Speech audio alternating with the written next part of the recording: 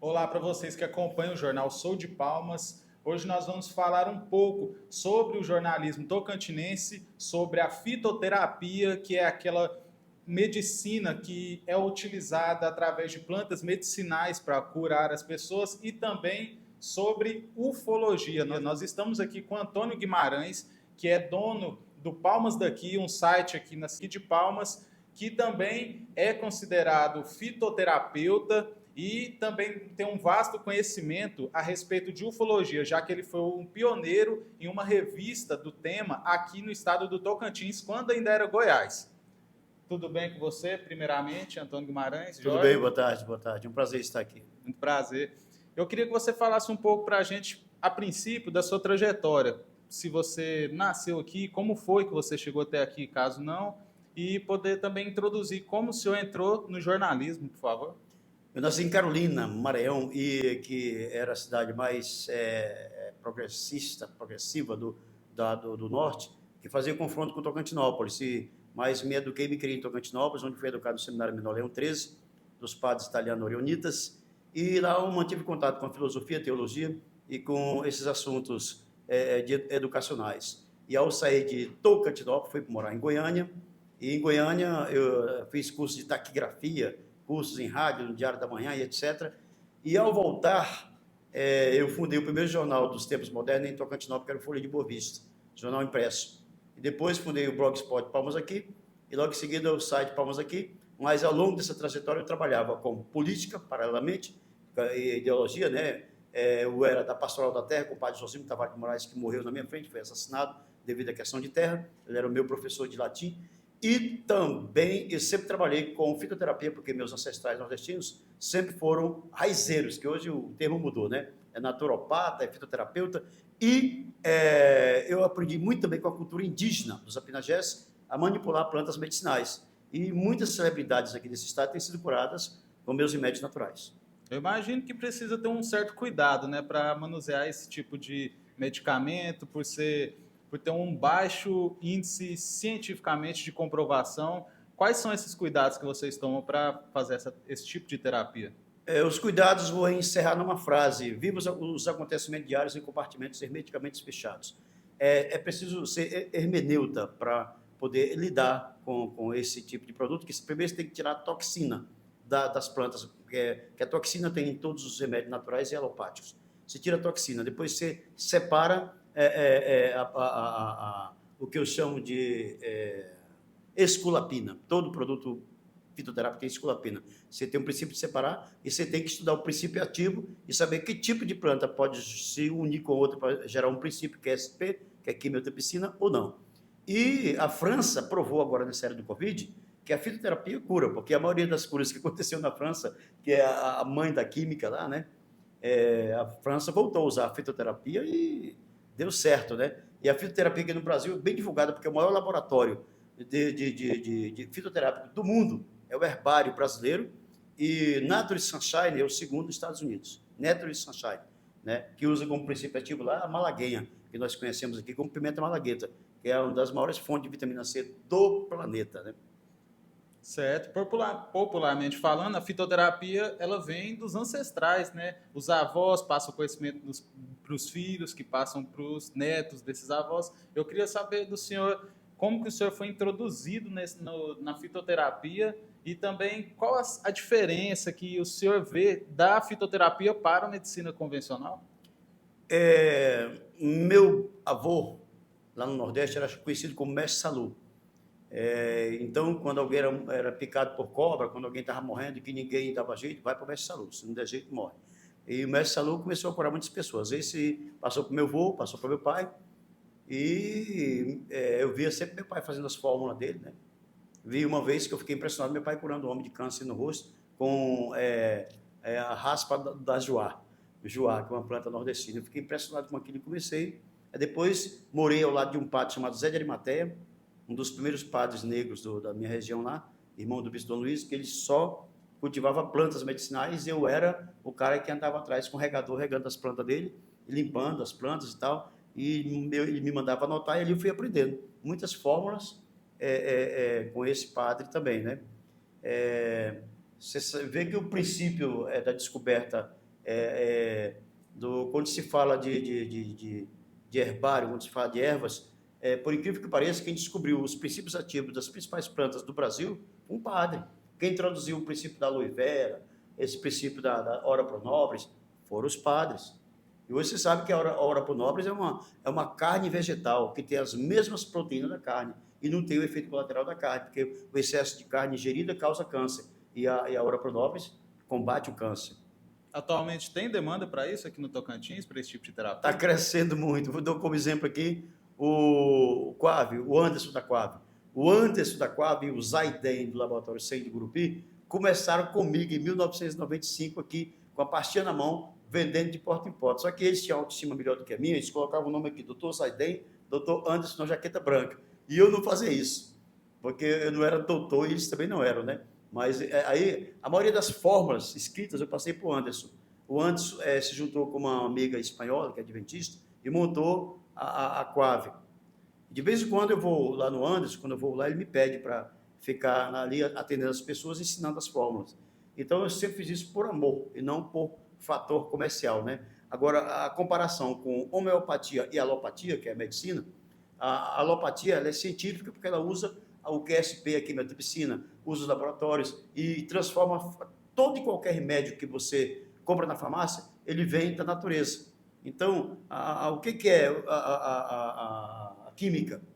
É a planta aperfeiçoada em laboratório, só que é uma planta artificial que você vai ingerir. Agora, todo químico tem um efeito colateral adverso e o fitoterápico não tem. O fitoterápico tem efeito adverso quando você toma excessivamente. Aquela velha frase, a diferença entre o remédio e o veneno é a dose, né? Então, você tem que ter paciência. Dou um exemplo aqui. Esses dias aí, um médico chamado Dr. Jorge Cadeira, de Fortaleza, Ceará, estava com câncer de bexiga avançado, desenganado pelos médicos. E o cara é riquíssimo. Eu não sei por que alguém deu o meu celular para ele, ele me ligou, isso foi ano passado. Eu fiz a fórmula e um belo dia eu estava na cavalgada de Araguaína com o coronel Ricardo Macedo, e esse cara me liga, chorando, dizendo que foi curado, que foi ao oncologista, não tinha mais nada na bexiga dele. Eu quero dizer para vocês que o câncer de bexiga no homem é o câncer que mais provoca dores e terror no homem, é o câncer de bexiga. E ele foi curado. E não me surpreendeu. Eu só falei assim, agradece a Deus e usa a tua vida para fazer o bem. Porque Deus te deu a nova vida, não fui eu que te curei. Deus me usou para te curar. Né? Agora, o médico, quando opera uma pessoa, que a pessoa cura, ele não fala assim, Deus te curou, eu te curei, eu te operei. Eu sou o cara, me paga. É assim, é diferente. Só para ver se eu entendi. Então, a pessoa que pretende ser curada e opta pela fitoterapia, ela tem que ter a consciência de que aquilo não é uma medicina convencional, não tem uma comprovação, porém, com bem menos efeitos colaterais que os remédios fabricados em industrialmente, né? Então, é bem por essa linha. Então, é uma via alternativa que precisa ser melhor estudada para que dê certo? Eu já não digo que isso precisa ser melhor estudado, porque os Estados Unidos está usando em larga escala, o Japão está usando em larga escala, a Índia usa há milênios. Na China você não vai encontrar nenhum remédio químico. As farmácias da China são todas naturais. Você compra as coisas in natura na China. E você vai em qualquer farmácia aqui de Palmas, eu posso falar o nome de uma farmácia aqui? A Biovida, da minha amiga Joelma. Tem uma seção lá só de fitoterápicos. E o Milton, que é o gerente mais antigo dela, me falou que os fito vendem mais do que os alopáticos. E aí? Por exemplo, dá um exemplo aqui. O que está aí em evidência agora. Óleo da semente da abóbora. Ele quimicamente, o que é o óleo da semente da abóbora? É a Anitta. A Anitta não é aquela cantora, não. É um remédio para vermífugo, né? A Anitta lá serve para... a Anitta mata as carnobicóides, né, Anitta? E o óleo da semente da abóbora, além de desentupir as artérias, mata as carnobicóides. Quer dizer, desculpa aí pela Anitta, é o nome de remédio. Certo. Se houver alguma relação entre a fitoterapia e o jornalismo hoje em dia, você acha que o fato de o senhor ser um jornalista pode influenciar para ser melhor difundida a fitoterapia aqui no Tocantins, pelo menos? Belíssima pergunta, parabéns pela pergunta. Eu nunca usei a publicidade para publicitar a fitoterapia, eu nunca me autopublicitei, impressionante isso. Eu não faço, é impressionante, cara, que pergunta linda, né? Eu nunca publicitei isso, e eu tinha vergonha de publicitar, e tinha pessoas ligadas a mim, da minha família, que falavam, pô, O cara ali foi curado por ti, você é muito besta, você não divulga e nem cobra do cara, né? Eu dou exemplo aqui, alô, doutor Romildo Leite. Doutor Romildo Leite é meu amigo. A mulher dele estava morrendo com as 2 pernas caindo, apodrecida, as 2 pernas. O doutor Romildo chegou desesperado em mim. Ele era advogado-geral da Câmara de Vereadores, quando meu amigo foi, ele era presidente do primeiro mandato, primeira vez. E ele chegou desesperado, e estou falando aqui que ele me autorizou a falar isso, né? O advogado Romildo Leite. Aí ele tirou as fotos das pernas da mulher dele, antes, e depois tirou depois. Até o médico de Recife, Pernambuco, onde ela estava se tratando, ficou impressionado com a cura e me pediu a forma. Eu falei, não, ele vendo. Isso resiste, aí divide o lucro. Vou te dar uma forma, vou te dar. As pernas dela aqui, assim, amputadas, estão curadas, né? E foram 90 dias de tratamento. A doença ia se espalhar para o... Se espalhar e morreu, porque toda pessoa que tem diabetes mellitus ou inibio 600, a glicose 600, ela vira metástase e vira vários tipos de câncer. Ela invade as células e moléculas. Aí, ao chegar ao nível de cortar as pernas na virilha, cortou ali e já era. Vai cortando, você morre. Então, o Romildo ficou tão grato que ele enlouqueceu, entre aspas, e gravou vários vídeos divulgando meu nome na internet, divulgando nas redes sociais. Eu fiquei assustado, porque eu não tinha suporte para receber pessoas lá em casa. Eu tive que botar uma tenda, o Giovanino alugou uma tendinha lá, coloquei na calçada e eu recebi as pessoas na tenda, dando fórmulas e gratuito. Eu estava para virar um robô, não tinha tempo nem para nada. Ainda bem que passou essa fase, né? E agora eu entendi que todo trabalhador merece seu salário. E devido a umas certas incongruências políticas aí que me tiraram do meu trabalho, eu estou lançando mão da fitoterapia e trabalhando, ensinando as pessoas a se alimentar corretamente e a se curar de muitos males. E parece que daqui 2 meses, é o que parece, vai ter um grande laboratório de fitoterapia em Palmas, e eu fui convidado para ser o gerente. É uma ONG americana ligada a uma igreja que vai estabelecer isso aqui. Eu estou esperando que aconteça. Se acontecer, eu vou largar jornalismo, largar publicidade política e vou trabalhar só com fitoterapia. Vou continuar, evidentemente, lidando com filosofia e ufologia. Perfeitamente. Agora eu gostaria de entrar num assunto que o senhor aparentemente entende bem, que é da ufologia. Primeiramente, eu queria que o senhor falasse como que foi essa questão dessa revista, que foi a pioneira aqui na região, sobre o tema, e como que o senhor foi introduzido nisso. A ufologia, ela é debatida desde 1959, se eu não me engano, quando foi abatida uma grande nave no deserto de Negev, se eu não me engano também, e possibilitou o homem atingir a tecnologia aeroespacial e o conhecimento do voo supersônico, de romper a barreira do som e de criar mísseis. A partir do Van Braun, quando a fórmula do Einstein possibilitou a criação da bomba atômica, e o Einstein se envolveu diretamente na criação da bomba atômica de Israel também, para a defesa da nação, o mundo conheceu uma nova era, a era atômica, né? E desde aquele teste de Bikini, que a França fez no atol de Bikini, né, que mexeu com a estrutura do planeta Terra inteiro, né? Aí a humanidade evoluiu tecnologicamente para uma forma de energia, através de uma forma de energia que deveria servir para outros fatores, ressonância magnética nuclear, energia normal, essa energia que a gente usa no dia a dia, mas aí o homem tende a transformar todo tipo de tecnologia em armas, né? Certo. O homem é um ser letal, né? É o ser mais letal do universo, é o homem.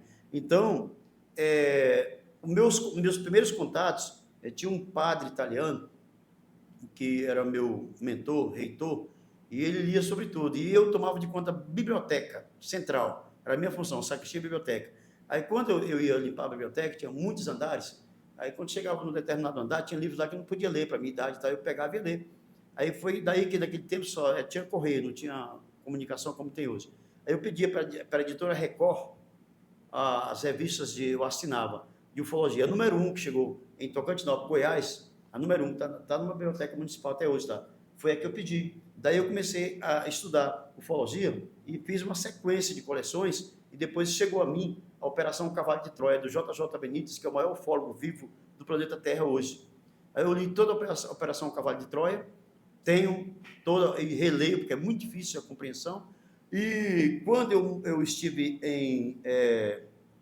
numa cidadezinha, Abunã, no Acre, depois de Abunã, eu estive na cidade do Chico Mendes, onde o criador do Santo Daime, um brasileiro, um sacerdote brasileiro, criou o Santo Daime, e eu tive contato direto com o Santo Daime nessa cidade, e daí, nas madrugadas, quando eu trabalhei no Rio Madeira, naquela região da Amazônia, devido ao excesso de trabalho, a gente não dormia na madrugada, a gente penetrava nas florestas, e daí eu tive o que eu compreendo ser um contato imediato com naves e com seres totalmente diferentes de nós, e eu percebi que minha mente acelerou e que eu tive visões, sem ter tomado nenhum alucinógeno, visões reais, como eu estou vendo vocês aqui, de seres que usam tecnologia, uma linguagem e têm um comportamento diferente. Eu creio que isso vai revolucionar a tecnologia da alimentação, a tecnologia da comunicação e a tecnologia do transporte. Eu creio que daqui a 5 anos esse planeta não será mais esse estatismo,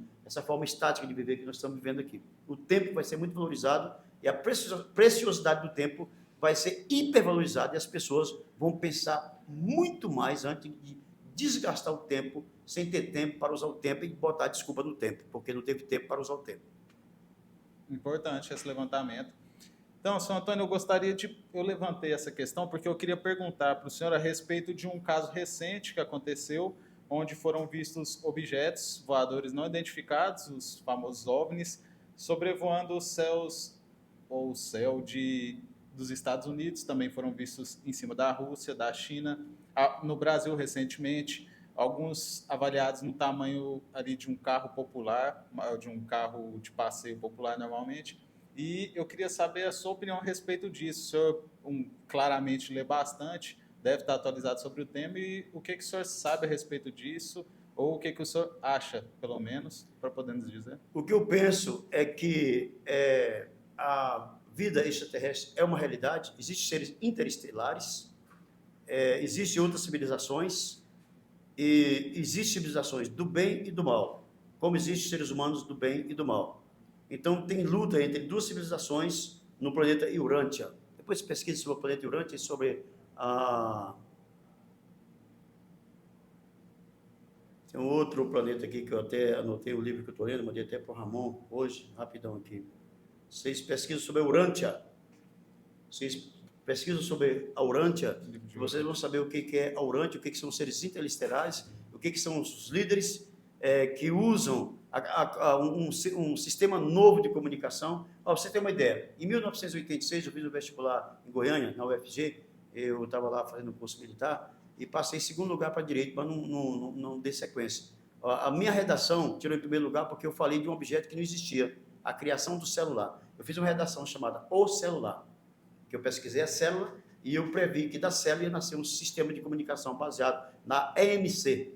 Energia vezes massa ao quadrado é igual à velocidade de quê? A velocidade, né, do tempo. Então, eu fiz uma redação chamada O Celular. De onde é que veio essa ideia? Deles, dos caras que já tinham celular. O celular, há mais ou menos 250 anos atrás, já existia celular. Nós conhecemos ele agora, né? Essa tecnologia que veio das ideias. Ou você acha que o Einstein era um cara normal? Você acha que o Einstein era intelectual? O cara que foi reprovado 10 vezes no vestibular, ele era um cientista intelectual? Era nada. Ele recebia informações, né? Com certeza. Informações que vinham de outros seres. Então, eu creio assim que vai haver uma mudança radical na história da humanidade. As guerras estão aí para mudar totalmente o conceito de geopolítica, o conceito de cosmovisão política, cosmovisão física, geológica, antropológica, sociológica, filosófica e humanística. Então, vai haver uma mudança radicalíssima na Terra dentro do máximo 5 anos, baseado, o homem vai ser refém da tecnologia, as máquinas vão controlar o espaço do homem, e o homem vai ter o tempo suficiente para fazer o que ele não fazia antes. Só não sei se ele vai saber usar o tempo, porque as máquinas substituirão a função manual. As máquinas literalmente nós vamos ter uma revolução, uma nova revolução tecnológica e industrial. E daí muitos se tornarão escravos e outros se tornarão independentes. E a tendência da humanidade aqui, decaída, é o pobre ser cada vez mais pobre e o rico cada vez mais rico, devido à tecnologia estar nas mãos de um grupo privilegiado. no mundo inteiro, né? Aqui no Brasil. O Brasil é apenas um apêndice. O Brasil, eu entendo o Brasil ainda como a lata de lixo da civilização, que vai evoluir, né? Nós somos o lixo eletrônico da civilização. É o meu ponto de vista do Brasil. Sou brasileiro, sou patriota, amo o Exército Brasileiro, amo as Forças Armadas, SOS, Forças Armadas, amo as Forças Armadas, mas o Brasil ainda está... O senhor se considera patriota? Eu me considero um brasileiro nato. Se eu não morrer, eu mato essa desnutrição. Mas o que é patriota?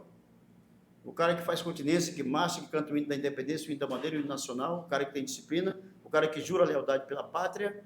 Em que contexto, em que conteúdo eu sou um patriota? Eu tentei ser um patriota, eu achava que ser patriota era lutar por um Brasil de direita, por um Brasil harmonizado, Deus, pátria, família, liberdade, mas eu notei que as ideias elas são muito diversificadas e que quem comanda o Brasil não são os brasileiros, né?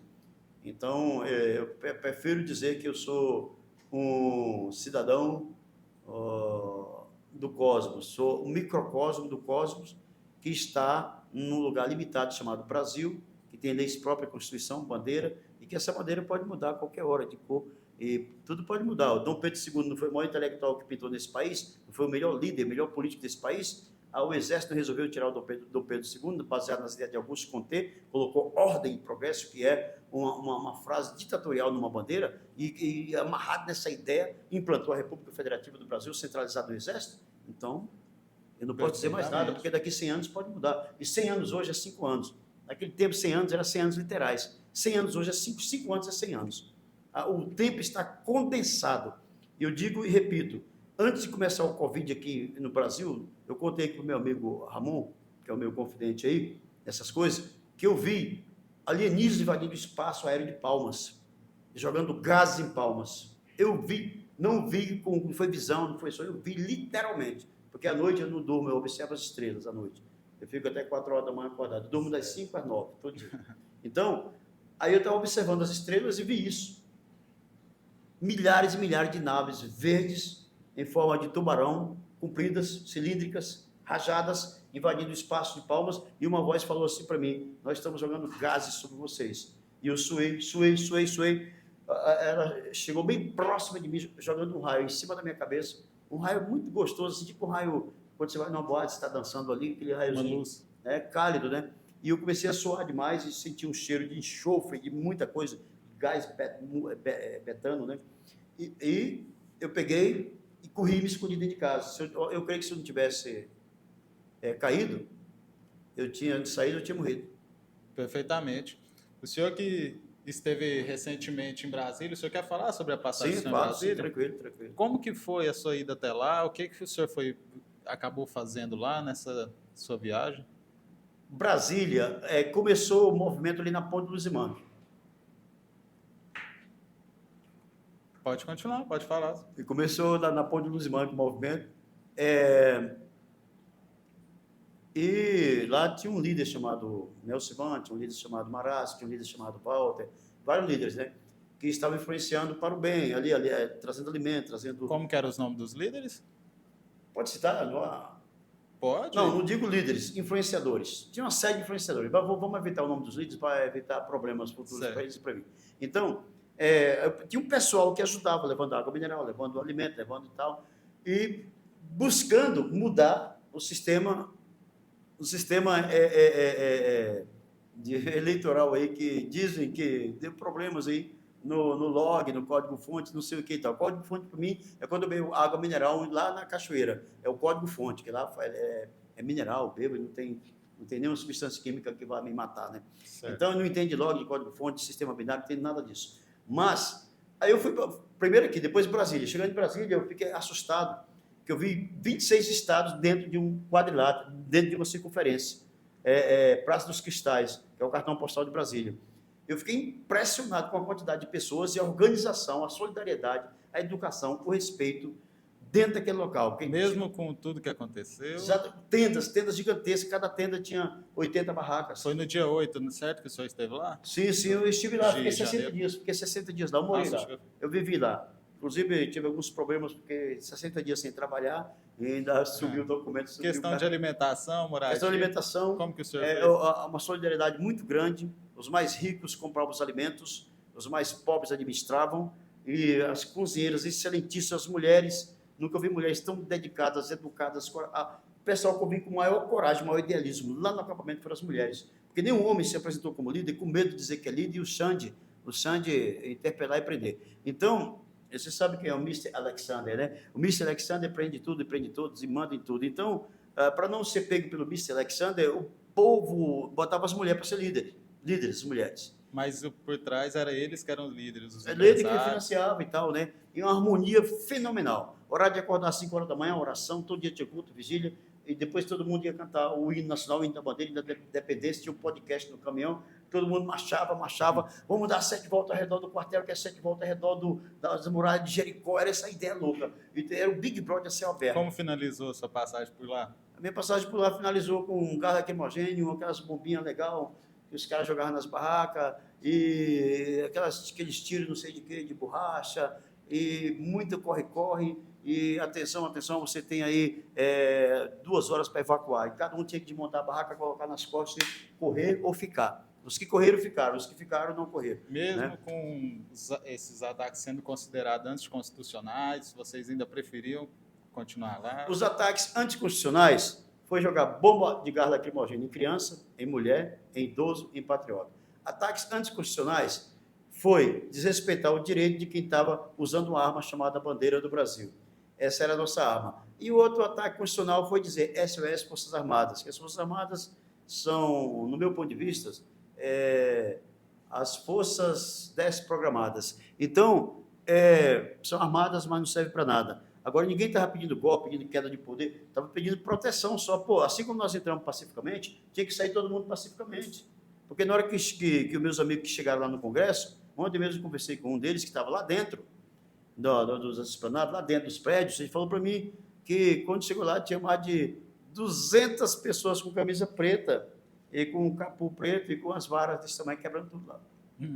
Perdão até senhor, por eu ter ido por esse viés, é porque realmente eu achei interessante a sua passagem por lá, eu fiquei sabendo que o senhor esteve lá.